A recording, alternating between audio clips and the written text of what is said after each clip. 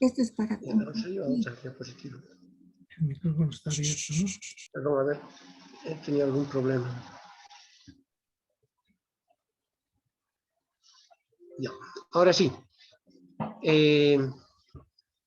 Nuestro tema para hoy, el que gentilmente me ha sido asignado, para compartir nuestra jornada con el doctor Marcos Rosso, lo dividimos en dos partes, la de instrumentos de acción parlamentaria, por parte mía, y todas las acciones de fiscalización por parte de Marcos Rosso.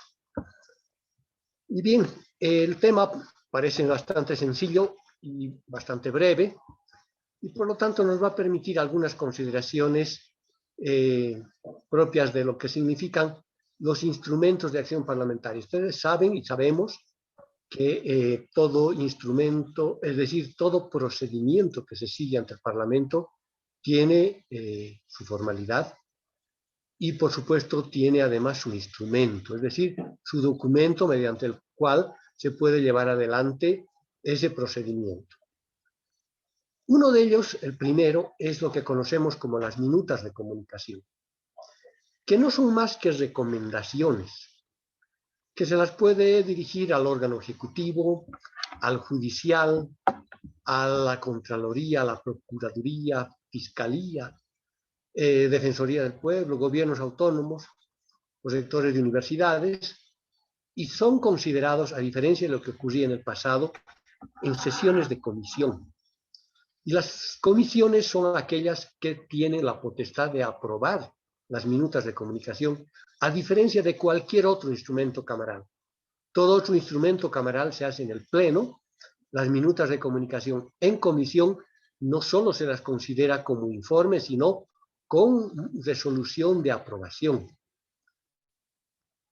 Lo cierto es que una vez que se presenta un proyecto de minuta de comunicación, este es derivada a la comisión respectiva según su competencia, y la comisión, que generalmente deberá actuar por medio de sus comités, según el ámbito también competencial mucho más específico que corresponde, en caso de pronunciarse afirmativamente por esta minuta de comunicación, será aprobado por resolución de comisión.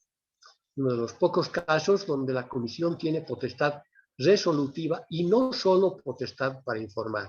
Por lo tanto, las minutas de comunicación no se hacen por informe de comisión, sino ya por resolución aprobatoria.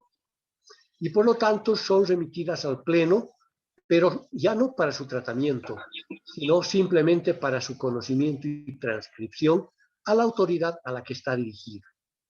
En los otros casos, como vamos a ver enseguida, sí son derivados al Pleno con informe de comisión y es el Pleno el que tendrá la última palabra. En este caso, el Pleno únicamente conoce las minutas de comunicación por la lectura de la correspondencia y decreta su pase o su remisión a la autoridad correspondiente cuando ya la comisión la ha aprobado de manera autónoma. Una minuta de comunicación que es aprobada en comisión es remitida por la Secretaría General, porque allí es donde se deriva esta resolución de comisión, a la autoridad correspondiente a la que está dirigida, mediante los formatos ya oficiales específicos que tiene la Secretaría General y la Presidencia de la Cámara, y la autoridad que recibe tiene 10 días hábiles para responderlas, ¿no? Esta es una modificación al reglamento del 2009, cuando se introduce este concepto de días hábiles. Los anteriores reglamentos solo hablaban de días calendario. Aquí estamos hablando de 10 días hábiles que implican en los hechos 2 semanas, porque las semanas hábiles son solo de 5 días, si es que no hay un feriado de por medio, ¿verdad? Y una vez que la autoridad ha respondido, esa respuesta debe remitirse a la misma comisión que la aprobó, porque como se ha tratado en sesión de comisión, la respuesta también debe analizarse en comisión. En caso de que venza el plazo, que es muy común que ocurra en nuestro tiempo, sin que haya respuesta, puede remitirse la nota de reclamo. Y aquí ponemos con mayúsculas el término nota de reclamo porque cuando el año 1996 se establece una comisión que va a reformar los reglamentos de las cámaras, y tener en cuenta que El anterior reglamento de la Cámara databa del año 1900, o sea, había nacido con el siglo XX, y que duró hasta 1996, prácticamente un siglo, faltaba 4 años para que sea un siglo. Bueno, hubieron muchísimas modificaciones parciales, pero recién se contó con un nuevo reglamento y con un nuevo sentido para muchas cosas el año 1996. Y allí se establece una diferencia. Para las minutas de comunicación no respondidas en plazo, se establecía la nota de reclamo. Para las peticiones de informe, la conminatoria. Situación que hoy en día creo que ha merecido una interpretación diferente. Cuando exponga el doctor Rosso el tema de fiscalización, quizás podamos volver sobre el tema, pero aclaramos que la nota de reclamo estaba diseñada especialmente para las minutas de comunicación, porque no son solicitudes de información, no son actos de fiscalización, sino más bien son instrumentos de gestión parlamentaria, y por lo tanto el reclamo no tiene que ver precisamente con la falta de respuesta a una información, sino precisamente más bien a la posibilidad de llevar adelante la recomendación que se hace. Hay que tener en cuenta que una minuta de comunicación no es vinculante.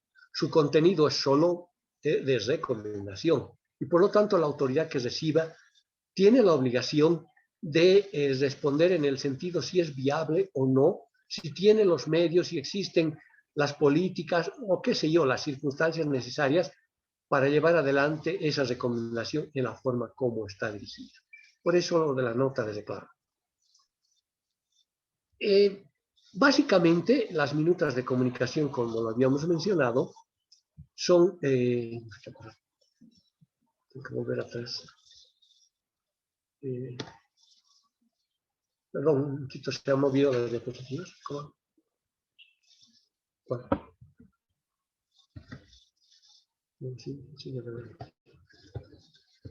Ya, ahí estábamos.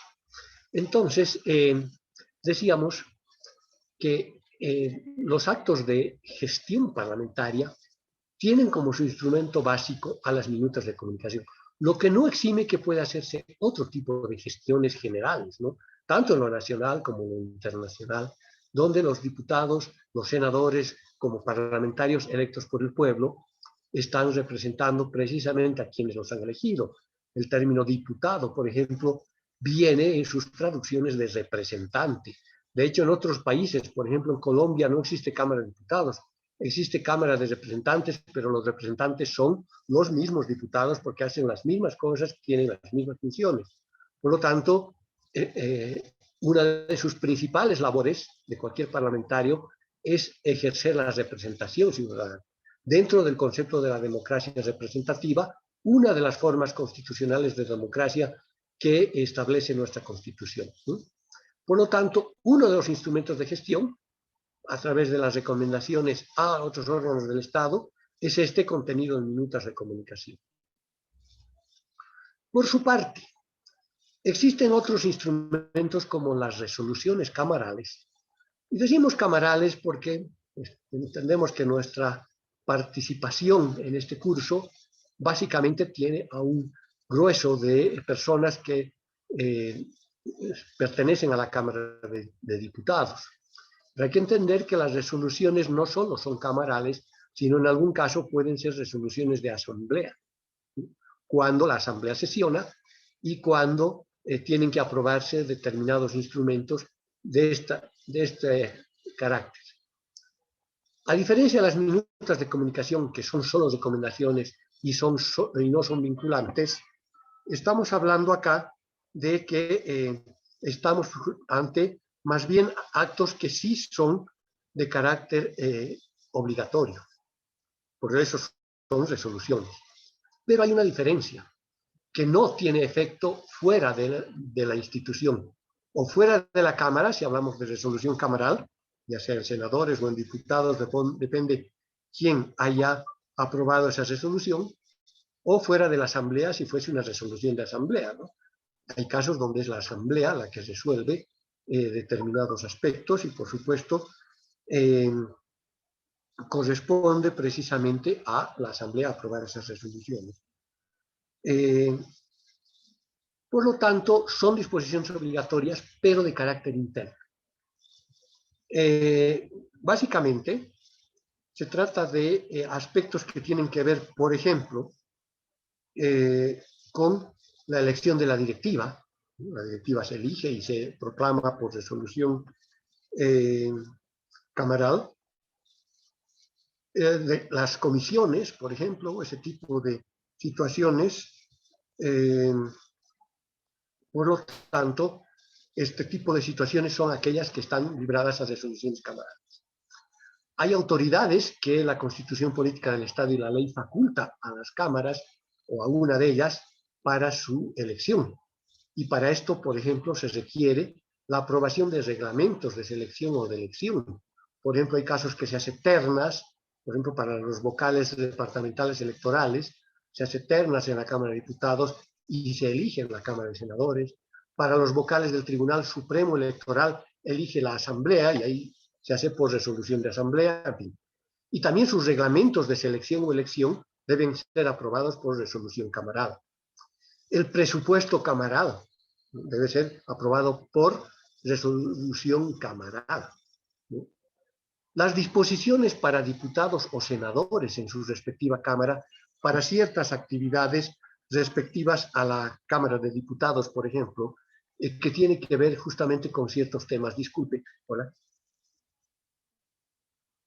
Ya. Esto tiene que ver justamente con ciertas situaciones. Por ejemplo, antes, estamos hablando de principios de los 80, era muy común en la vida en general, en sociedad, el fumar. Uno entraba a cualquier parte y era plomo, el humo, ¿verdad? Y recién había que buscar quiénes estaban. Felizmente esa costumbre, desde la ley de medio ambiente y probablemente un cambio de generaciones, se ha ido perdiendo, no del todo, pero sí. Obviamente la Cámara no era exenta a esto y antes se fumaba.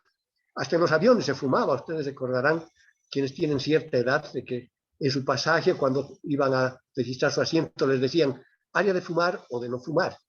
Hoy en día es prohibidísimo, sobre todo dentro de una nave. Lo mismo ocurría en la Cámara de Diputados hasta que se estableció el área de fumadores, que está al fondo del hemiciclo de la Cámara de Diputados, donde ahora toman café, era el área de fumadores, ¿no? Pero para que esto ocurra, se aprobó por resolución camaral la prohibición de fumar. Luego aparecieron los celulares, se aprobó por resolución camaral que sea prohibido su uso en hemiciclo durante las sesiones y ese tipo de situaciones. Lamentablemente hoy en día un poco hemos perdido esto, ¿no? Hoy hay comunicados donde dicen no pueden conectarse si están en auto, no pueden hacer, tienen que estar hasta tal hora, solo vamos a dar la palabra tal o cual, pero sin una norma que apruebe esto. Estas situaciones deben ser aprobadas por resolución camaral, no por comunicados ni voluntad de la directiva, del presidente, ni de nadie de manera unilateral. Solo la propia Asamblea, por su instrumento parlamentario, puede decidir situaciones que difieren del reglamento. De lo contrario, dice que va de la palabra a 5, el reglamento dice que no. Días de la pandemia, por ejemplo, el año pasado, había límite en estas cosas. Solo vamos a permitir que hablen 15 minutos. El reglamento dice media hora, ¿no? Pero es por la pandemia. Entonces, ¿por qué no aprueba una resolución camaral que dice por la pandemia, etcétera, etcétera, ¿no? Entonces, no puede pasarse por encima de la norma por mucha voluntad o por mucha potestad que se tenga. Las resoluciones camarales tienen ese efecto precisamente, ¿no? Hay otros temas procedimentales, ¿no? Respecto a, por ejemplo, las sesiones. Una sesión permanente por tiempo y materia, o por materia, debe aprobarse por resolución camaral. Y esto no solo va para la plenaria, también en las comisiones. En algún caso, la comisión también aprobará una resolución de comisión para declarar sesión permanente. Yo recuerdo una comisión mixta hace un par de años, el presidente, que era un senador, nos decía, no se van a ir, estamos en sesión permanente. Ah, caramba, ¿y quién ha declarado sesión permanente? ¿Él? Él no es quien para declarar sesión permanente, tiene que aprobarse, y en ese entonces todavía estaba vigente el tema de los 2/3, porque las sesiones permanentes se aprobaban por 2/3. Lo mismo para declarar sesión reservada. Las sesiones camarales son públicas.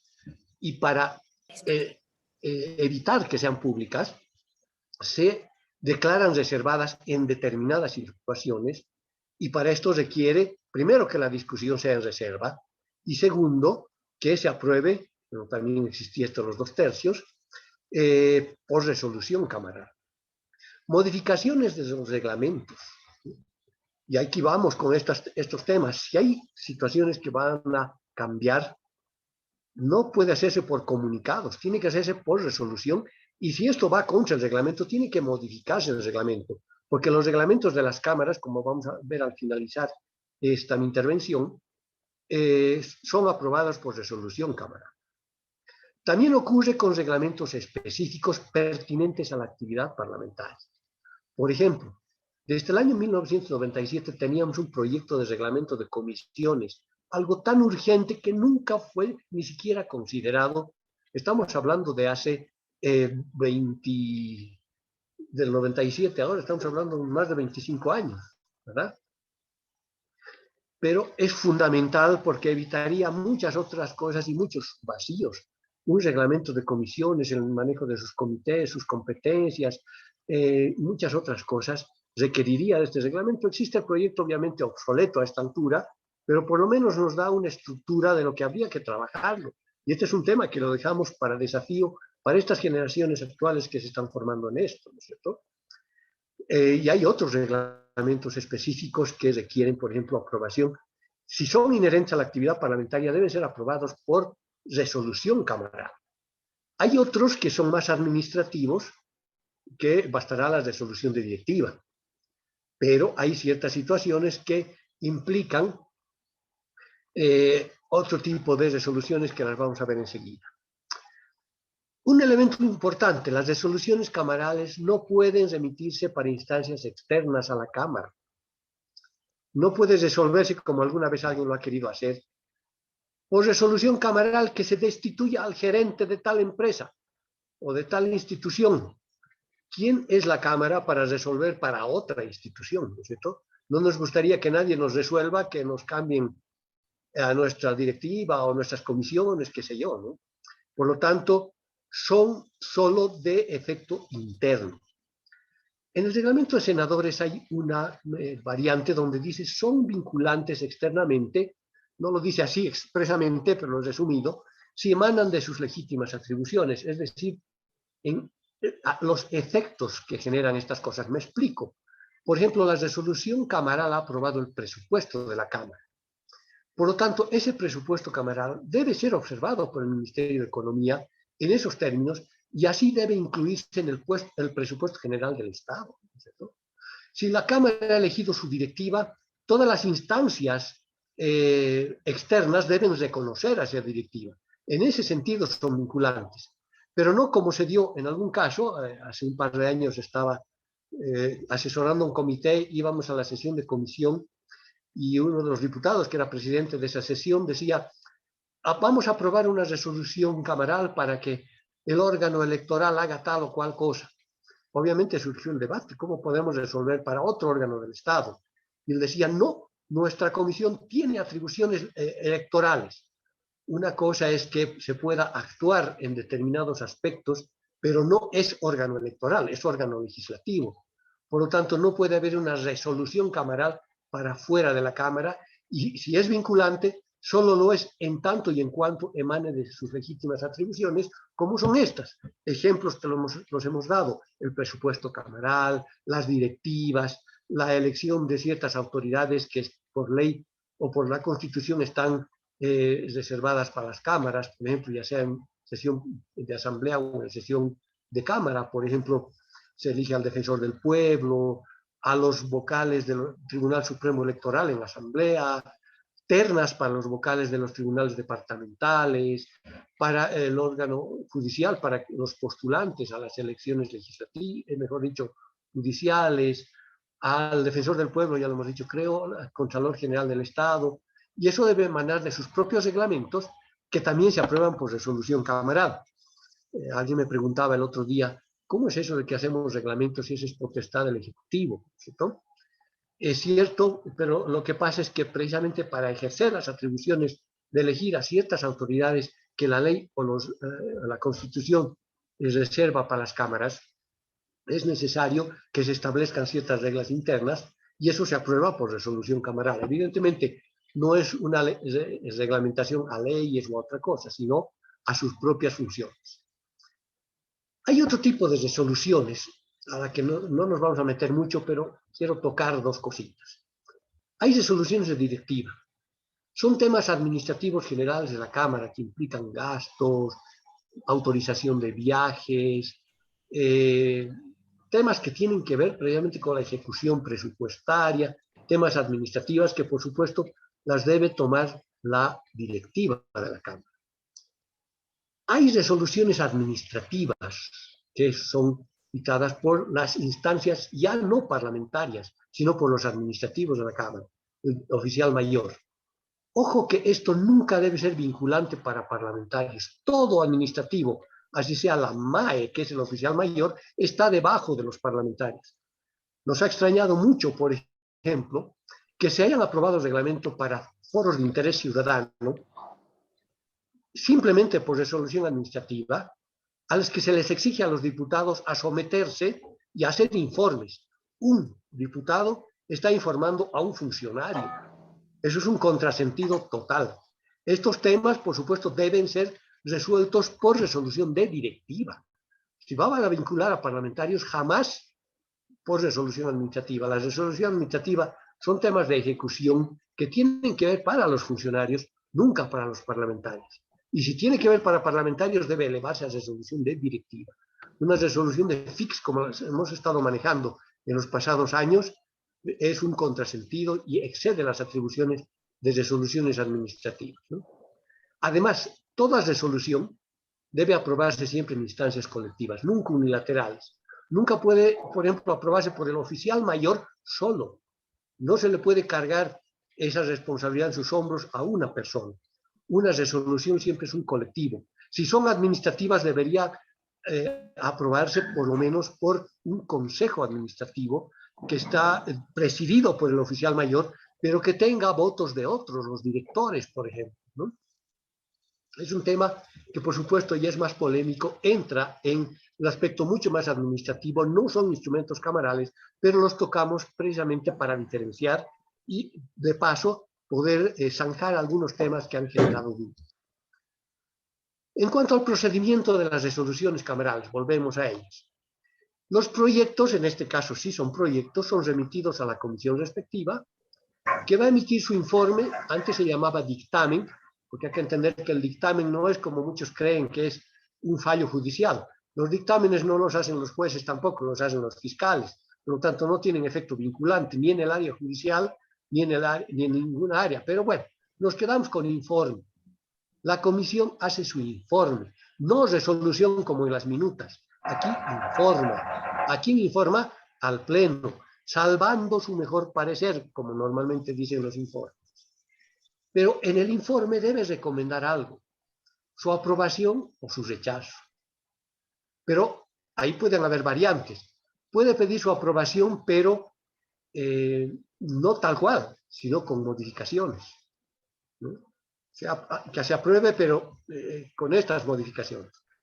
O puede plantear su sustitución completa, ¿no? Es decir, toda la resolución en un texto totalmente distinto puede sugerir la comisión. O puede informar por su rechazo. Sea lo que fuese, ese informe debe ser tratado en el pleno. Así sea el rechazo, el pleno debe validar ese rechazo o apartarse de él. Puede no estar de acuerdo el pleno. En el pasado hemos tenido muchos casos donde la comisión ha informado por rechazos y se ha dado por rechazado el proyecto. Y esto no solo en resoluciones, hasta en proyectos de ley. Ustedes recordarán ese famoso tema de los créditos del Fondo Monetario Internacional, donde en la Comisión de Planificación se votó por el rechazo. Pero nunca más se lo elevó al pleno, simplemente se daba, inclusive en los medios de comunicación, información de que el proyecto había sido rechazado. Pero no había sido rechazado, sino que se informó por el rechazo, porque no es la comisión la que aprueba o rechaza. La comisión informa para el proyecto de rechazo, salvando el mejor parecer del pleno.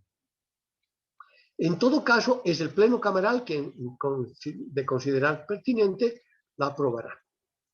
Y aquí hay otro tema que hay que puntualizar, la diferencia entre proyecto y texto del proyecto. Y esto no solo va para resoluciones, sino para proyectos de ley. Cuando el tema es similar, no necesitamos considerar proyectos distintos. Eso genera inflación legislativa, no solo en el plano general, sino en el plano interno, porque en derecho parlamentario, las resoluciones camarales son instrumentos de legislación también, no son de gestión.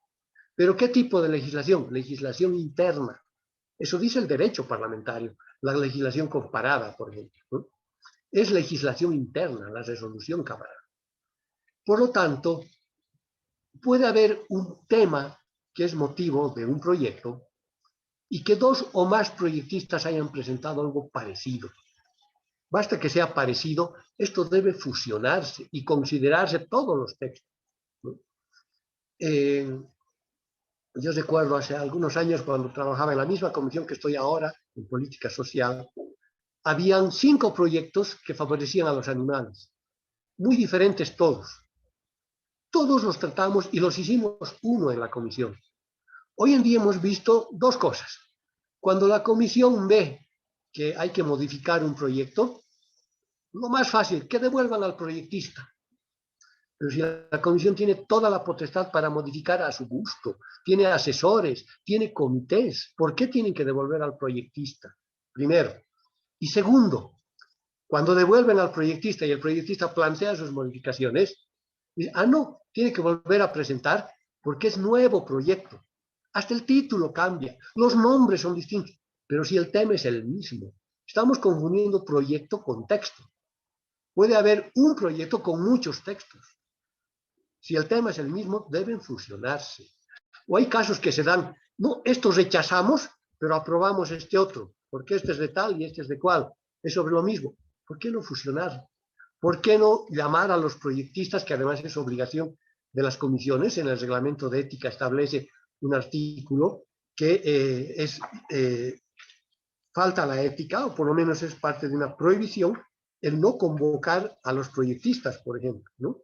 Y esto puede ser motivo de comisión de ética en casos en que ocurran estas situaciones. Vamos a ver, acá está, por ejemplo, el artículo respecto a las prohibiciones de la comisión de ética, donde se establece precisamente que existe la prohibición de no convocar a los proyectistas. Bueno, lo vamos a ver más adelante, no es nuestro tema, pero es importante tener en cuenta. Seguimos adelante. Las declaraciones camarales, a diferencia de las resoluciones, son pronunciamientos que expresan una posición oficial de la Cámara respectiva sobre temas, y aquí pueden ser nacionales o internacionales. A diferencia de las resoluciones, sí tienen efecto externo. Podemos declarar muchas cosas. Declarar nuestra felicitación a la selección boliviana que le ha ganado a Venezuela, perfectamente posible. Declaramos nuestro temor porque las vacunaciones, qué sé yo. Declaramos nuestra solidaridad con el pueblo tal, ¿no? Entonces recuerdo las declaraciones que se invadió Irak, etcétera, etcétera, ¿no? Este tipo de cosas son motivo de pronunciamientos. La diferencia con las resoluciones son que sí pueden ser externas, pero no obligatorias. En cambio, las resoluciones son obligatorias, pero no externas. En cuanto a su trámite, siguen el mismo de las resoluciones. Pasan a comisión, la comisión puede pasar a comité.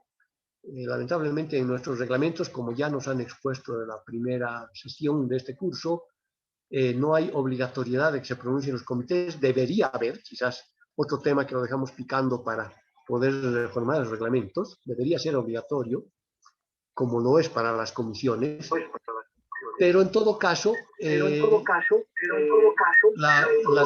los comités pueden informar a la comisión y las comisiones emitirán su informe sobre las declaraciones que son tratadas en el pleno.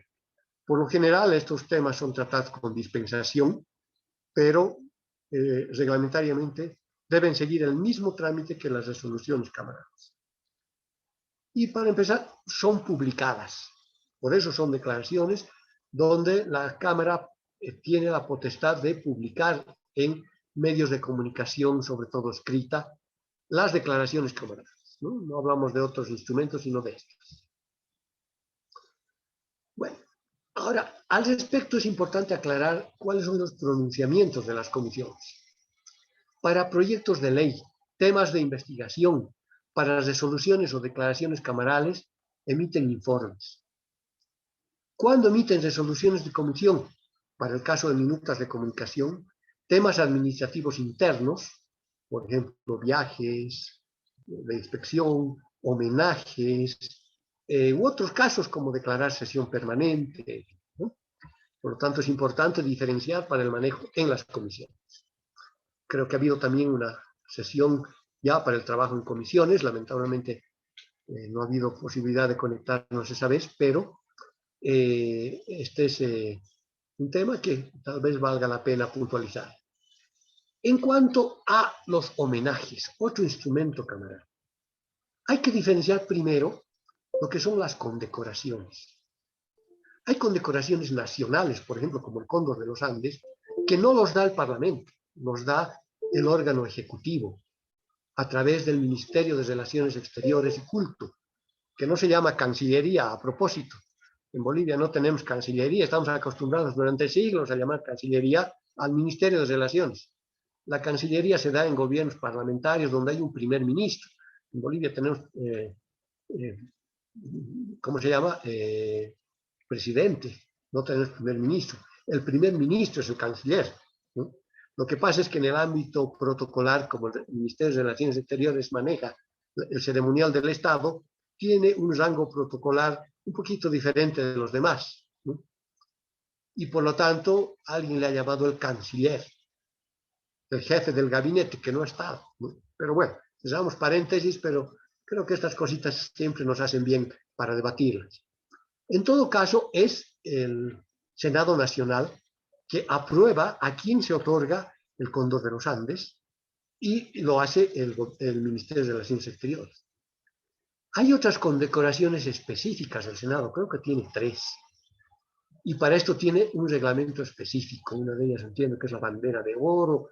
Y bueno, si alguien nos ayuda, que alguien ha estado en el Senado o está ahora, nos puede enunciar con más precisión las condecoraciones que da el Senado.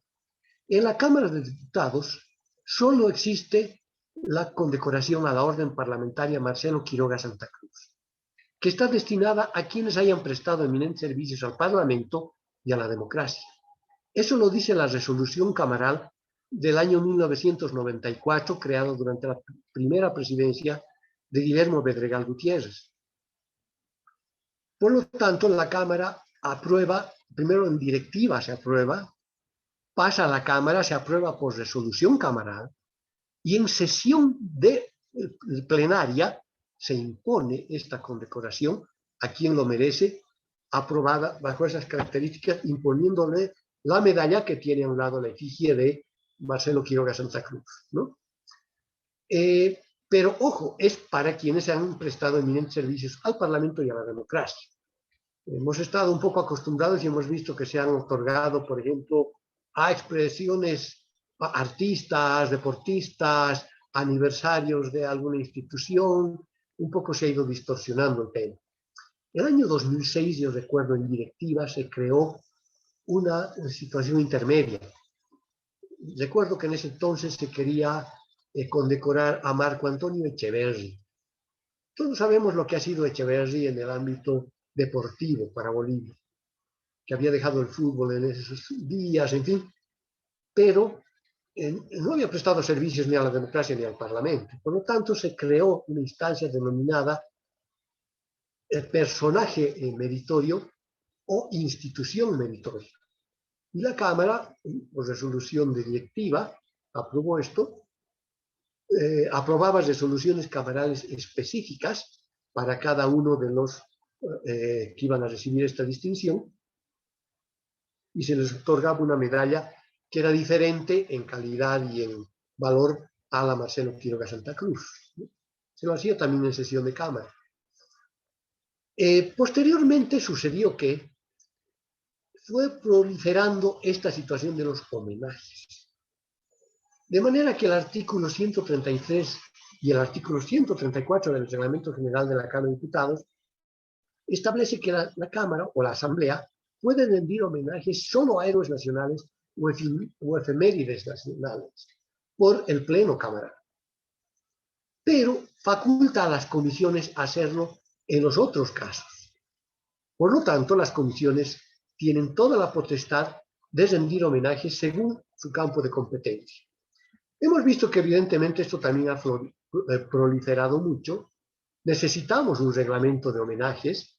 Hay comisiones que lo han hecho para sí. Por ejemplo, hay reglamentos que han servido para ciertas comisiones, pero necesitamos un reglamento general, ¿verdad? No que cada comisión se haga para sí misma, ¿verdad?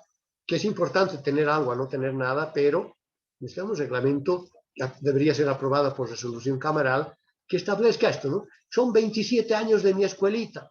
Bueno, es el presidente de la comisión o qué es fulano de tal. Hay que hacer porque es su escuelita. ¿Quién la conoce? Él. Pero bueno, es diputado así electo y bueno, obviamente se entiende al político. El político lo que necesita es hacer méritos y estas son las cosas que más sirven para hacer méritos, ¿no? Pero en todo caso, la comisión respectiva puede rendir homenajes, pero siempre y cuando esté en el campo de su competencia, ¿verdad? No podemos rendir homenajes en un ámbito que no es parte de, ¿no? Por lo tanto, eso corresponderá a otra comisión si ese es el tema. Hay que distinguir de otra situación que se llaman reconocimientos o distinciones, donde muchas personas intentan encontrar una diferencia. Pero aquí vamos a decepcionarnos un poco. No existe una disposición que norme ni regula reconocimientos. ¿En qué reglamento ustedes conocen que existan reconocimientos o distinciones? Tal vez en reglamentos internos que se han hecho algunas comisiones. Pero esto no existe. Entonces, muchas veces los diputados dicen, ¿vamos a hacer homenaje o reconocimiento? El reconocimiento en realidad es una parte inherente al homenaje. Podemos hacer homenaje y como parte del homenaje entregarle un reconocimiento, es lo que se entrega, que a veces es algo escrito, ¿no? Que hace una plaqueta o un documento impreso en papel más bonito, además de la resolución autógrafa, o sea, firmada en papel más bonito, con membretes, con adornitos, o una medallita, en fin. Pero como no existe un reglamento, no existe tampoco obligación, hay personas que dicen, vamos a otorgar un reconocimiento, que la Cámara nos dé medallas, donde hay un presupuesto para que la Cámara nos da, nos van a negar, por supuesto. Hay comisiones como la mía, que por ejemplo, donde proliferan mucho estas cosas, hemos decidido nosotros aportar y hacernos medallitas, con nuestro aporte, porque es bonito, ¿no? Porque siempre se pintea un poco como comisión, pero no tenemos ninguna obligación para hacerlo. Entonces, es nuestro aporte. Por lo tanto, a quienes lo solicitan y que amerita por el tema referido a la competencia de la comisión, lo hacemos. Si no es competencia de la comisión, lo devolvemos, ¿verdad? Hay casos que puede hacerse reconocimiento inclusive sin homenaje. Y pueden hacer hasta los parlamentarios de manera individual o en ciertos grupos aleatorios, ¿no? Hay diputados que, por ejemplo, están muy requeridos de este tipo de cosas, todos les piden. Y evidentemente ahí sí puede ir a su escuelita, a su maestra, que cumple 17 años, no es ninguna fecha conmemorativa, pero cuando cumpla sus 20, 25 ya no va a ser parlamentario, quiere hacerlo. Bueno, hágalo con sus recursos, organice su acto, viaje con sus recursos, con sus pasajes, ¿no? Son temas distintos. Ahora sí, una comisión ha aprobado un homenaje, ahí en parte del acto del homenaje puede entregarse el reconocimiento, ¿no? Que no es lo mismo, el reconocimiento es más lo que se entrega que el acto mismo. Por lo tanto, puede haber reconocimiento sin homenaje, como puede haber homenaje sin reconocimiento, ¿no? Pero lo reglamentario son los homenajes. No hay otra norma que establezca el reconocimiento. Todavía hubo esa resolución del 2006 que les decía de personaje meritorio o institución meritoria, que solo duró hasta el 2009, cuando cambió ese periodo constitucional y ya fue archivado y nunca más se aplicó esta situación. Y hoy en día cada cual lo hace a su manera, porque no existe un reglamento y es otro tema que hay que trabajar. Existen proyectos. Probablemente el doctor Rosso, que va a exponer después de mí, nos va a hablar un poquito de eso porque él fue parte de un reglamento, de un proyecto. Cierro con un par de temitas que tienen que ver con los instrumentos camarales. Hay un tema que genera confusión. La Constitución Política del Estado le otorga al Parlamento la facultad interpretativa, sobre todo de las leyes. Pero con esto hay que tener mucho cuidado, porque nuestro sistema de control constitucional actual es concentrado. Solo interpreta las normas para su aplicación el Tribunal Constitucional. Y entonces, ¿en qué queda la facultad interpretativa del legislativo? Solo la debe ejercer por ley interpretativa. Y aquí me llama la atención una disposición del reglamento de senadores, por ejemplo, donde norma, creo que 2 o 3 artículos, qué es la facultad interpretativa y para qué se aplica, y le está dando atribuciones del Tribunal Constitucional al órgano legislativo y a una Cámara. Esto merece análisis y cuestionamiento, porque puede ser demandado de inconstitucionalidad, porque ya se está arrogando al Parlamento estas atribuciones. ¿Dónde hemos visto que existe un procedimiento para que, por ejemplo, la ciudadanía o ciertas instancias puedan acudir al Parlamento a que se interprete una norma? Y de hecho hay solicitudes. No llegan solicitudes, pero estrictamente, constitucionalmente, solo el Tribunal Constitucional interpreta las normas para su aplicación. Y si debe interpretar el Parlamento, no debe hacer, no sé qué he hecho, debe hacerlo, ya, ahí está, debe hacerlo únicamente por ley interpretativa. Puede interpretar la Constitución por ley interpretativa. Eso sí puede hacerlo, pero no interpretar sus propias leyes. El Parlamento legisla, por lo tanto no puede interpretarse a sí mismo. Puede interpretar la Constitución y hacerlo mediante el mecanismo de ley interpretativa. Este es un tema que hay que revisar en el reglamento de senadores, por ejemplo. Y algunos aspectos varios. Existen además, para el tema de los instrumentos camarales, un sistema técnico de apoyo a la técnica legislativa y compatibilidad, que el artículo 157 del reglamento de diputados lo establece. Ojo que este apoyo técnico es voluntario, o sea, ningún parlamentario está obligado a recurrir a él, todos tienen sus asesores y es para quienes no lo tienen, y no es vinculante. El reglamento de senadores esto está un poco más explícito, pero tiene este mismo carácter. Además, en el reglamento de senadores explica mejor, porque está compuesto por una unidad especializada y por todo el conjunto de asesores técnicos de todos los parlamentarios, todos nosotros. Somos parte de este sistema de apoyo, no solo la unidad, sino todos los demás. Pero ninguno de nosotros tiene potestad para obligarle ni decirle al parlamentario lo que va a hacer. Nosotros apoyamos, como su nombre lo indica. Diputado, no debería hacer esto, no podría. Si el diputado dice, gracias por su aporte, pero yo quiero hacerlo, está en todo su derecho. Y aquí voy a un tema que es recurrente.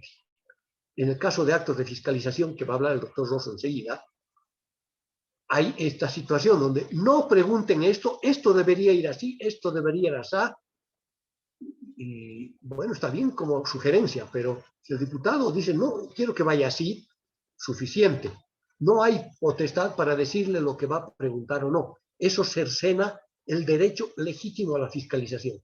A lo mucho que puede hacer decir, ¿sabe, diputado? Ya no se llama Dirección General de la Renta Interna, se llama Servicio de Impuesto Interno. Está bien, los nombres, ¿no? Mucha gente está con un nombre antiguo.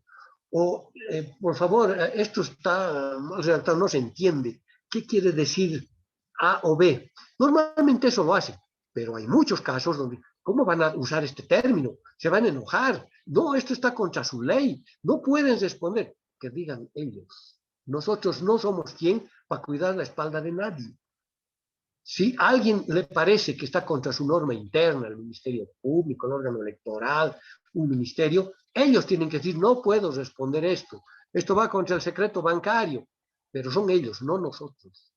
Nosotros, cuidado, porque el reglamento de ética está generando sanciones para quienes interfieran en la labor fiscalizadora. Y lamentablemente estamos viviendo un tiempo en que la labor fiscalizadora está realmente en una crisis grande. Bien, Con esto termino en cuanto a los reglamentos de las cámaras. Nuestros reglamentos de diputados y también el de senadores existen por disposición constitucional. La Constitución dice que existirán reglamentos en las cámaras. Los propios reglamentos también establecen la necesidad de su propia existencia y además, tanto en la Constitución como en los reglamentos, establece que cuando sesione la Asamblea en ambas cámaras, como va a ocurrir mañana, por ejemplo, rige el reglamento de diputados, ¿verdad? Cuando, por ejemplo, se aprobó lo de las sesiones virtuales el año pasado en la cuarentena, alguien decía, no, eso es solo para diputados, en asamblea no corre. Pero por favor, si se ha modificado el reglamento de diputados, este se aplica para asamblea necesaria y automáticamente la asamblea debería regirse por esa modificación. En asamblea no hay sesiones virtuales. Eso era una discusión el año pasado. Creo que ahora, ya con este nuevo parlamento, ya han entrado en razón en ese tema. Si se modifica de diputados, automáticamente rige para senadores. Y una resolución que introduce uno de estos temas está modificando el reglamento, así sea parcialmente, ¿no? Todos los reglamentos de las cámaras se aprueban por resolución camaral, ¿no? Por lo tanto, debe desmitificarse algo. Nos han hecho creer que tienen rango de ley. ¿Dónde existe una disposición que tenga rango de ley? ¿Quién dice? ¿Dónde dice? Porque es del Parlamento.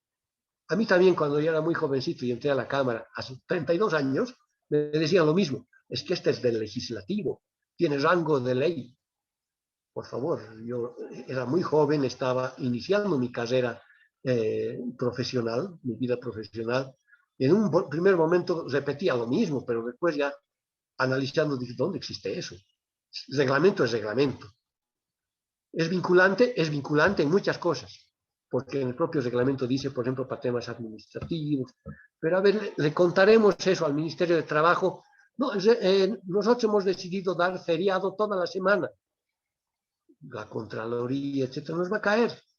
Eso es su reglamento. Aquí se aplica lo que dice el Ministerio. Ah, no, nosotros vamos a pagar beneficios sociales. Sería, bueno, antes existía a propósito. A nosotros nos han votado el año 2000 precisamente para pasar al servidor público, al régimen del servidor público, y nos han indemnizado porque estábamos bajo la ley de trabajo, ¿no? En ese entonces. Pero una vez que pasamos a la ley, no podemos decir por reglamento modificamos, ahora vamos a dar beneficios sociales. Estamos yendo contra la ley. Y en la Contraloría, en ninguna parte nos van a decir, ah, tienen rango de ley. No es cierto. No es cierto. Hay cosas que son vinculantes, pero por lo general no lo son.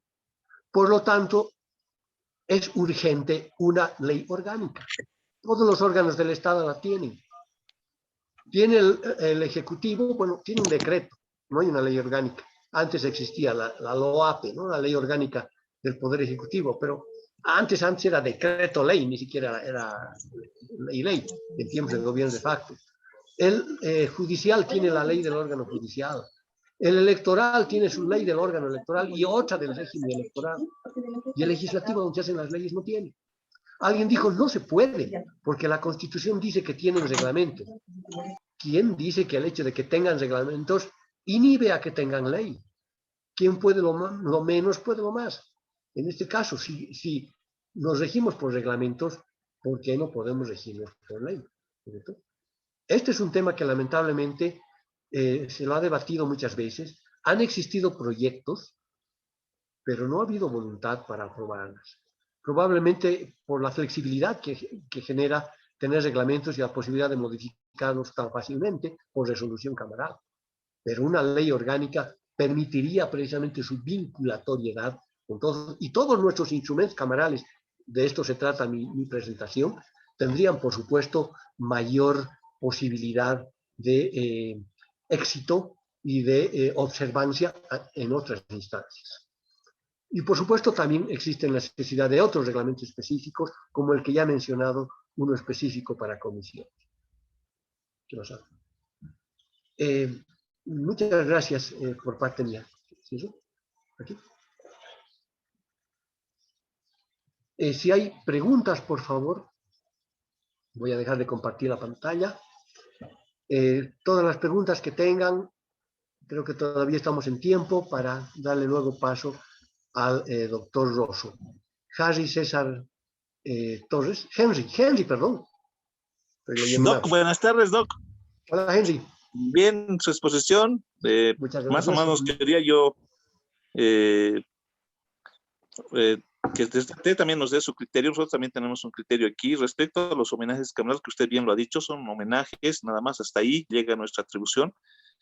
Pero hay algunos homenajes, no de hoy, ¿no? Desde siempre, y esto también lo vemos arrastrando a través de los asesores, ¿no? Que van diciendo que sí se puede. Hay homenajes que además de rendir homenaje, quieren declarar a un colegio institución meritoria. Eso también tenemos que tener cuidado. Dentro de las atribuciones del diputado, otorgan reconocimientos, que no está mal, como usted dice, no está mal, eso emerge de un homenaje cameral, pero están entregando, quieren entregar o pretenden, no en esta gestión, no hemos visto desde ese rato, que quieren entregar reconocimientos a militares, a policías, a maestros, porque obviamente estos últimos les piden, porque les ayuda, creo que su puntaje de ascenso, a los maestros creo que les ayuda en su categoría. Entonces hay que tener cuidado, esto también hay que recomendar. Y finalmente, aquel homenaje que quiere declarar policía meritorio. He visto por ahí alguna vez, cuando trabajaba en el Senado, declarándole policía meritorio, y eso obviamente les había sabido elevar a ellos 5, no sé, 10, no sé cuántos puntos para su ascenso. O en el último caso también que vi, declarándolos héroes de la patria. Eso también tenemos que tener cuidado, doctor, ¿no? Entonces, juntamente los homenajes se rigen hasta por ahí, y tenemos que tener cuidado porque ha habido casos de que a pesar de haberle asesorado decirle al senador o al asambleísta decir que no se puede, que lo ha hecho, pero lamentablemente ese policía después ha sido acusado por golpear a su padre, ha tenido denuncias de violencia, y el policía saca su homenaje y dice, no, yo soy inocente, yo tengo grandes méritos, hasta la Cámara me ha dado un homenaje y soy policía meritorio. Y fue en contraprudencia, en contraposición con el asambleísta que le ha otorgado, porque ya se alegó a averiguar por qué le ha otorgado. Entonces, esto tienen que tener cuidado las comisiones, más que todo. Las comisiones tienen que revisar bien este temita, doctor. Eso era lo que quería también que usted nos dé su posición también sobre este tema, doctor. Sí, muchas gracias, Henry. Evidentemente, este es un tema recurrente y evidentemente hay que tener mucho cuidado. Primero, ninguna comisión ni ningún parlamentario puede declarar nada a nadie. Puede dar el homenaje y decir se reconoce sus méritos en tales cosas, pero declararlo héroe, por ejemplo, eso solo se hace por ley. Y si quiere declararlo héroe, hágalo por ley, a ver si tiene los méritos y si se la aprueban. Solo la ley puede declarar héroes, ¿no? Ustedes han visto, hay leyes que se ha declarado héroe a tal combatiente de la guerra de la independencia. Hemos aprobado recientemente, en este año, ¿no? Leyes, creo que un par de esas, en la batalla de Suipacha, y personas combatientes, por ejemplo. Pero declarar héroe, que puede generar incluso polémicas, ¿no? En lo político, que unos quieren declarar héroe a alguien porque es de su línea política y otros a otro o a otra porque es de su línea política. Entonces, yo creo que eso distorsionaría todo, ¿no? Evidentemente que hay que tener mucho cuidado, pero por lo tanto, ¿qué es lo que genera este caos cuando no hay norma? Urgente, hay que trabajar un reglamento de homenajes, con decoraciones y homenajes. Hay proyectos, pero hay que completarlos porque necesitan ser ajustados y completados además. Gabriela Beatriz, tiene la palabra. ¿Cómo está, compañero? Muy buenas tardes. Primero felicitarlo, excelente exposición realmente, me ha servido bastante. Mi pregunta es la siguiente. En el tema de homenajes camerales a héroes nacionales, como usted establecía que solo la plenaria de la Cámara está autorizada para hacerlo, mi pregunta es la siguiente. Si esto de los héroes nacionales se los puede hacer post-mortem, por ejemplo, acá de mi región, en la batalla de Tumuzla está Pedro Arraya. No sé si se lo puede hacer post-mortem y en qué fecha se lo puede hacer, si es para la batalla de Tumuzla, fecha de nacimiento del héroe nacional o su muerte. Esa es mi duda, compañero, por favor. Gracias, Beatriz. Mire, una aclaración. No es que a los héroes nacionales solo está autorizado el Pleno, sino al revés. Hasta el Pleno puede llegar un homenaje a héroes nacionales, pero puede hacerse también en comisión, el mismo pleno puede derivarlo, dice el 134, ¿no? Lo que no puede es la comisión hacer lo que hace el pleno, pero el pleno sí puede hacer lo que hace la comisión, ¿no? El pleno es mayor, la comisión es menor, ¿no? Por lo tanto, en comisión también se podría en algún caso, pero por lo general, por el realce que significa un héroe nacional, se lo hace en comisión. Respecto así es post-mortem. Mire, mi estimada, todo héroe nacional por lo general es post-mortem. De hecho, no deberían haber héroes vivos, ¿no? Salvo que sea una situación de heroísmo real, ¿no? Pero un héroe así de guerra como la batalla de Tumurla, por supuesto, no lo podemos encontrar 200 años después, ¿no? Por lo tanto, por supuesto que son héroes post-mortem, claro que sí. Ahora, ¿en qué fecha? Hay que buscar la fecha más próxima, pero tampoco hay una disposición que limite. Por ejemplo, cuando ha sido la batalla de Tumurla, sería interesante esa fecha, pero quieren hacerlo en el aniversario de su natalicio, cuando ha nacido, cuando ha muerto, o cuando ha hecho tal acto, o simplemente porque lo recuerdan como tal, porque se llama así una escuela parecida, qué sé yo. Las fechas pueden variar, ¿no? Puede variar por diferentes motivos. Hay que buscar lo más cercano posible, o puede ser por el año, es el año de su centenario, por decir algo, ¿no? ¿Cuándo ha sido? Ha sido, creo, en marzo, ya estamos en junio, pero no importa, ¿no? Es el año.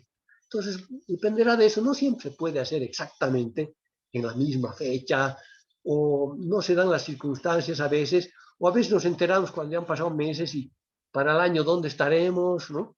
Entonces, eso se puede manejar, pero sí hay que tener cuidado. Henry nos ha tocado un punto importante, sobre todo declarar héroe, declarar meritorio.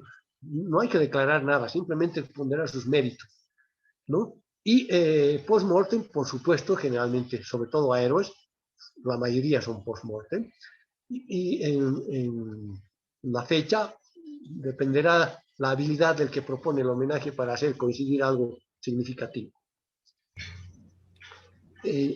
La palabra, doctor. Lourdes Vilca me pide, ¿quién está pidiendo? Perdón, tengo Juan Lourdes. Carlos Meneses. A doctor Meneses. Lourdes, por favor, y Juan Carlos. No le veo a Juan Carlos, a ver, ya. Lourdes Vilca y Juan Ya, Carlos. buenas tardes. Del análisis y revisión que usted hace del artículo 133 y 134 del reglamento, evidentemente dice, ¿no?, que en caso de ser competencia del Pleno, la comisión tiene que elevar un proyecto de resolución. Ahora, en caso de ser de competencia en el homenaje camaral, se va a decretar igualmente la impresión. Esto va conforme a lo que usted nos dice, ¿no?, que en caso de homenajes no se emitiría informes. Pero yo tengo una consulta. Muchas veces presentan proyectos de homenaje que no cumplen los requisitos establecidos en el 133, 134. No, tampoco para mandar al Pleno, ni tampoco para tratar en comisión.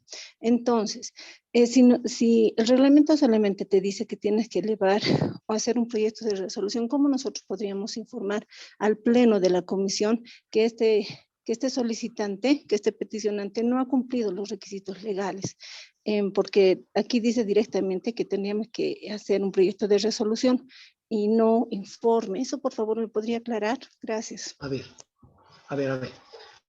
Cuando el homenaje es competencia del Pleno, sí hay que hacer informe. Si quiero hacer un homenaje a un héroe, ¿no?, por decir algo, Josefa Gandarillas, ¿no?, es la líder de las heroínas de la coronilla. El 27 de mayo se ha celebrado su aniversario y por eso es Día de la Madre. La comisión lo que tiene que hacer es un informe al Pleno para que el Pleno rinda el homenaje. Ahí sí, porque es competencia del Pleno. Ahora, si el homenaje es por otra circunstancia, quiero hacer un homenaje póstumo al Ferchi, ¿no?, que ha muerto el que inventaba perritos, por decir algo, por sus méritos en tales cosas, ¿no?, tiene que ver con la comisión, ya lo hace. En ese caso no necesita elevar al Pleno, sino hará el proyecto de resolución. Pero, ¿cuándo va a ser el proyecto de resolución? Cuando se hayan cumplido los requisitos. La resolución ya es para el homenaje. Ahora, claro, la resolución puede decir diferentes cosas. Mm. Puede decir que se rechaza también, ¿verdad? O sea, no necesariamente lo aprueba. Si no cumple los requisitos, no cumple. No podemos hacer el homenaje. Si la comisión ve que no cumple, directamente no cumple. Solo se hace el proyecto de homenaje o de resolución cuando se va a aprobar.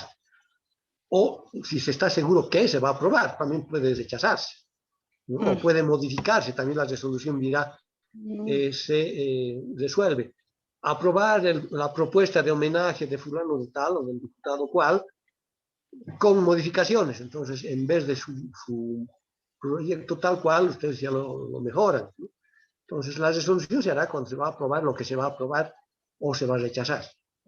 Si no, por supuesto que no va. No sé si responde la pregunta. Sí, entonces nosotros podríamos aprobar, rechazar y también modificar. Por supuesto, Ya, por supuesto.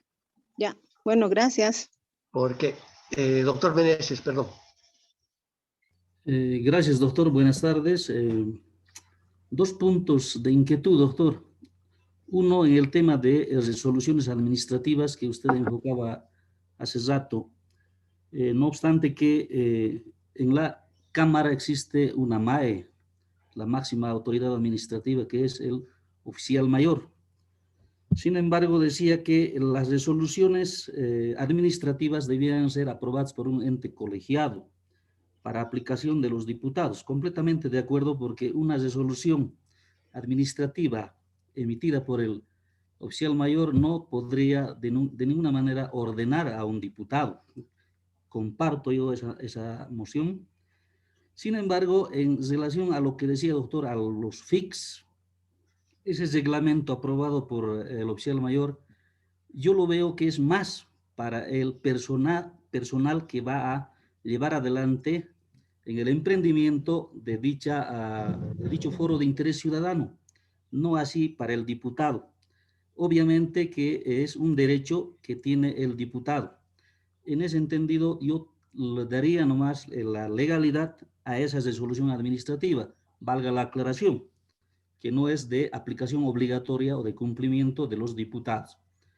Por otra parte, Es doctor, cierto. quería hacerle la pregunta en el sentido de que en el tema de cumplimiento del Reglamento General de la Cámara de Diputados por los demás órganos del Estado, ¿cuál es la objetividad en el cumplimiento del Reglamento General de la Cámara de Diputados? No obstante que el órgano ejecutivo en sus diferentes ministerios tiene reglamentos internos que debe ceñirse y debe cumplir de manera obligatoria.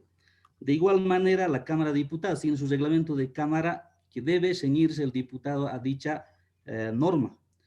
Reitero yo mi pregunta, ¿cuál es qué cumplimiento debe dar, por ejemplo, el órgano judicial cuando se emite, por decirle, un instrumento de fiscalización, una petición de informe escrita que está establecido en el artículo 134 o 137, 10 días hábiles, pero no lo dice que este reglamento debe ser aplicado a todos los órganos del Estado o a los 3 que faltan. Esas serían mis preguntas, doctor, y gracias. Gracias, doctor Meneses. Concuerdo plenamente sobre el tema de los FICs. Evidentemente, es sobre todo para funcionarios, pero ha habido tiempos en que se ha exigido informes a los diputados, inclusive FIC, ¿no? Sobre todo cuando el oficial mayor era el doctor Vía. Él mandaba su reglamento, los diputados tenían que someterse, en fin. Creo que ese era un poco de excesivo.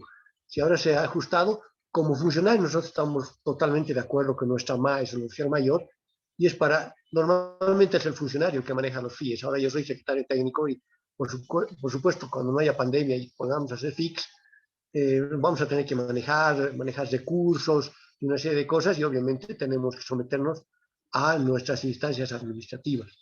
Lo que hay que evitar, será un ejemplo, nada más, que esto sea vinculante para diputados. A veces hay excesos donde ciertas instancias administrativas se sobrepasan a las atribuciones que tienen sobre los funcionarios y también creen tenerlas sobre los parlamentarios, ¿no? Quizás iba por eso. Evidentemente, creo que los de los FICs está mejor manejado en los últimos años, sobre todo, pero sí hay que tener cuidado con ciertos excesos y hay ciertos temas que son mejor aprobarlos por resoluciones que puedan vincular. Si van a vincular a diputados, que lo apruebe la directiva, ¿no? Respecto al cumplimiento de otros órganos del Estado, esa es la desventaja de tener un reglamento y no una ley. Si quisiese el órgano judicial y diga, ¿a mí quién me va a exigir un plazo? ¿Cómo le hacemos entender que nuestro reglamento dice? No hay nada que lo vincule. Si lo hacen, es interno para nosotros. Nosotros podemos mandar combinatorias o no, bueno, es un tema discutible ahora, pero ya tenemos nuestro mecanismo. Pero a ellos no les toca. Si así ellos no quisieran, pueden no cumplir, ¿no es cierto? Y entonces, ese es el problema de tener un reglamento. Para ellos, nuestro reglamento es una norma interna, que para nosotros dice es vinculante en cuanto a corresponde a ciertas cosas. Para nosotros lo es. La Constitución diseña este sistema de que las cámaras pueden tener reglamentos. No dice de ningún otro que pueden tener reglamentos. Eso le da cierta jerarquía. Pero de ahí a que sea rango de ley o que tienen la obligación de seguir los demás, es muy relativo. Mientras no tengamos una ley orgánica, siempre nos van a reír de esas cosas, lamentablemente, y estamos sujetos a la voluntad. ¿Por qué no se responden las peticiones de informe? ¿Por qué no se cumplen ciertos plazos? Porque evidentemente no hay un mecanismo que obligue, menos un mecanismo coercitivo. Se han intentado, por ejemplo, bueno, de esto vamos a hablar después del doctor Rosso, no quiero quitarle tiempo, pero en el tema de los actos de fiscalización, por ejemplo. Entonces, a lo que voy para responder a la pregunta es que mientras no tengamos una ley, no hay un mecanismo coercitivo y un órgano sobre otro, sobre todo para ciertas cosas. Y si ellos no responden, ¿cómo les obligamos?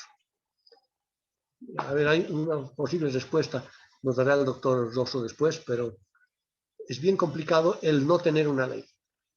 Creo que por ahí parte el problema. JJ Bedregal y luego Fabio, por favor. Muchas gracias, estimado doctor Boada. Un saludo a todos los que nos están escuchando. Quiero hacer una consulta bien puntual respecto al tema de las minutas de comunicación y al hecho de cuán específicas tienen que ser las minutas de comunicación, ya que el reglamento general solo establece que la minuta de comunicación es una recomendación al órgano ejecutivo o, bueno, a un conjunto de instituciones, ¿no ve? Sin embargo, puede haber grados de especificidad, puede incluirse en una minuta acciones para las cuales una entidad ya tiene competencia, estaríamos siendo redundantes. Otra línea que se me indicaba, por ejemplo, cuando yo estaba acá en la comisión, cuando llegué acá a la comisión de planificación, era que las minutas de comunicación tenían que sugerir acciones concretas y específicas. En ese sentido, por favor, si nos pudiera explicar este aspecto de qué tipo de acciones y el grado de especificidad que tiene que ser los proyectos de minutas de comunicación, porque no se puede sugerir tampoco cualquier cosa, ¿no ve? Tiene que haber un criterio por el cual las minutas tengan que sugerir cosas bastante concretas y específicas. Gracias. Miren, probablemente en los próximos días, en esta semana, vamos a tener, creo, la exposición de técnica legislativa. La técnica legislativa no solo se aplica a leyes, sino a muchos instrumentos parlamentarios e inclusive no parlamentarios. Se aplica, por ejemplo, para contratos en el ámbito jurídico, para informes, para consultorías, para muchas cosas. Y esos principios deben seguirse también para los instrumentos parlamentarios que no son legislativos. Ejemplo, minutas de comunicación. ¿Qué nos dice la técnica legislativa? Cada artículo, una idea, ¿verdad? Lo mismo, debe ser algo concreto, evidentemente, acciones específicas. No podemos ser muy amplios ni difusos, porque al fin y al cabo, el que tendría que cumplir una recomendación tiene que saber qué se le está recomendando. Eso es algo de lógica, ¿no es cierto? Si ahora vamos a hacer recomendaciones recomendamos para el cuidado de la salud en tiempos de pandemia, y nos dicen lavado de manos, barbijo, distanciamiento, concreto, ¿no? O si nos dicen cuídense, bueno, yo también me puedo cuidar con un paraguas, ¿no? ¿No es cierto? Entonces, el tema tiene que ser lo suficientemente claro y concreto como para que el que reciba la recomendación pueda cumplir. Porque si es muy difuso, por supuesto, va a ser muy difícil que cumpla. Ahora, respecto al límite de temas, por supuesto, límites. Primero, la racionalidad.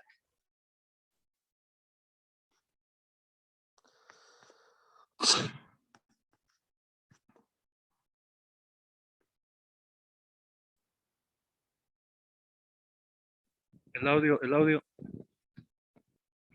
Doctor Boada, está sin audio.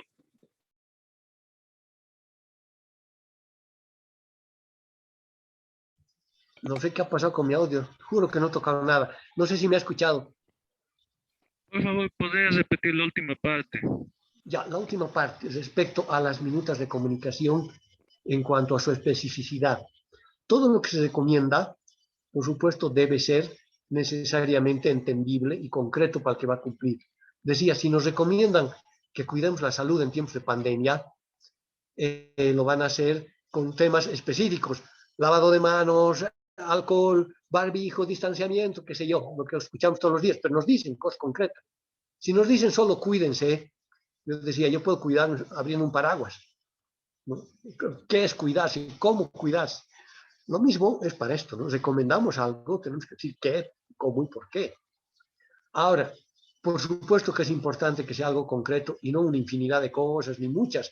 Si son temas varios, pueden ser conexos, pero sobre una matriz general, ¿no? Que se cubran las necesidades de tales, pagándoles a tiempo, dándoles protección y haciendo tal cosa, ¿no? Lo mismo, pero no temas difusos, temas fuera de lógica, fuera de norma, ¿no? No podemos pedirles algo ilegal, algo que no esté contemplado en la legislación o algo imposible físicamente, ¿no es cierto? Vamos a pedirle al municipio de tal que haga llover mañana, estamos en tiempo seco, no puede hacer llover, entonces una minuta de comunicación no va a resolver eso, ¿no? Entonces, yo creo que el sentido está un poco en eso, lo real, lo racional y lo posible, ¿no? Básicamente. Ahora, en cuanto al formato, por supuesto, debe ser, sí, concreto. Deben ser exigencias concretas y en lo posible singulares, no muchas cosas, porque para eso se puede hacer otras minutas. Decía, la técnica legislativa se aplica también para estas cosas, nos van a dar un curso de técnica legislativa y nos van a decir eso, ¿no? Un artículo, una idea, una oración, una frase, etcétera, etcétera, ¿no? Por lo tanto, se aplica también para estos aspectos. Ahora, las minutas de comunicación son recomendaciones, o van acompañadas de una resolución, pero no son resoluciones. Yo he recibido hace unos años en un comité, me exigían inclusive que haga en formato de resolución, considerando, la minuta no es eso.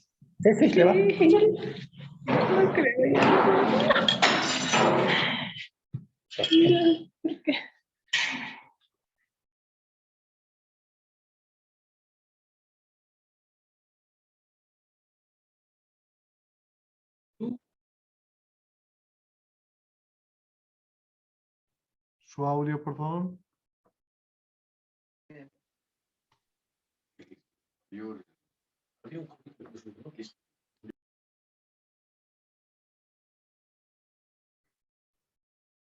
No hay Licenciado audio. Boada, su audio. Gracias, no sé por qué se corta mi audio. Ya, ahora sí, Fabio. Gracias a quienes me hacen notar lo del audio.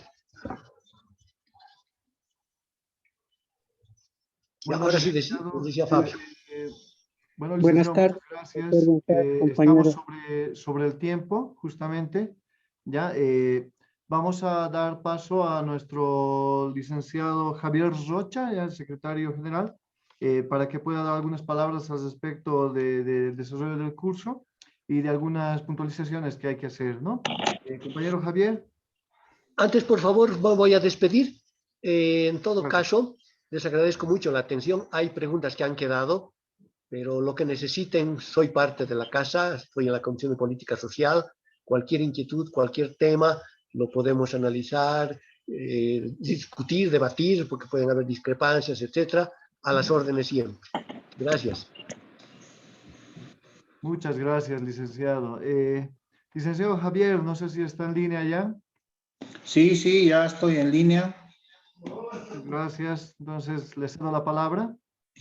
Bien, primeramente, muy buenas tardes, doctores, doctoras. Tengan todos ustedes. Bueno, después de haber escuchado la brillante y magistral exposición de nuestro doctor Boada por el tema de instrumentos de minutas de comunicación, lo que ahora correspondería era dar curso al doctor Rosso para el tema de los instrumentos de fiscalización. Sin embargo, tenemos acá que tomar en cuenta el horario, ya es las 6:10, y también tenemos en cuenta de que hay algunos compañeros que tienen un horario más para seguir cursando otro módulo, el cual no es la intención que se cruce y al final generarles un poco de aprietos con el tema de horarios.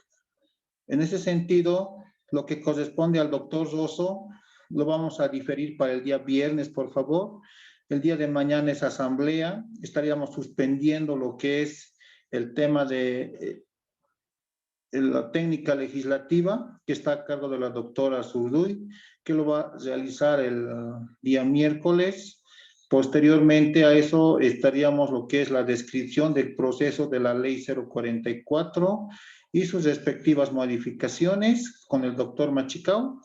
Y estaríamos terminando lo que ya es el tema de la descripción sobre los procedimientos y contenidos de los instrumentos de fiscalización, lo que incumbía en esta sesión a lo que vamos a hacer el día viernes con el doctor Rosso. Eso, por favor, tomen nota, distinguidos doctores, por temas de tiempo y lo que es el tema de la agenda legislativa para el día de mañana. Entonces, lo estamos diferiendo los cursos, los módulos que nos faltan para los 3 siguientes días que tiene la semana. Muchas gracias por su atención y tengan todos ustedes muy buenas tardes. Perfecto. Gracias, doctor Rocha. Buenas tardes. Gracias. Con Gracias, estas doctor aclaraciones, Rocha. entonces estaríamos dando por culminada esta sesión. Sí, los esperamos para la siguiente, que sería el día miércoles, sí, a las 4:30, por favor, puntualidad para todos los que están ingresando. Siempre anunciar antes de tiempo si es que tal vez tienen algún inconveniente o alguna situación diferente, ¿no? Entonces... No le han dejado hablar al Fabito hoy. Muchas gracias a todos los licenciados. Hasta la siguiente sesión. Hermano, Javito se ha quedado con las ganas. Gracias por todo. Hasta luego. Muchas gracias, buenas tardes, hasta luego. Gracias, hasta la próxima.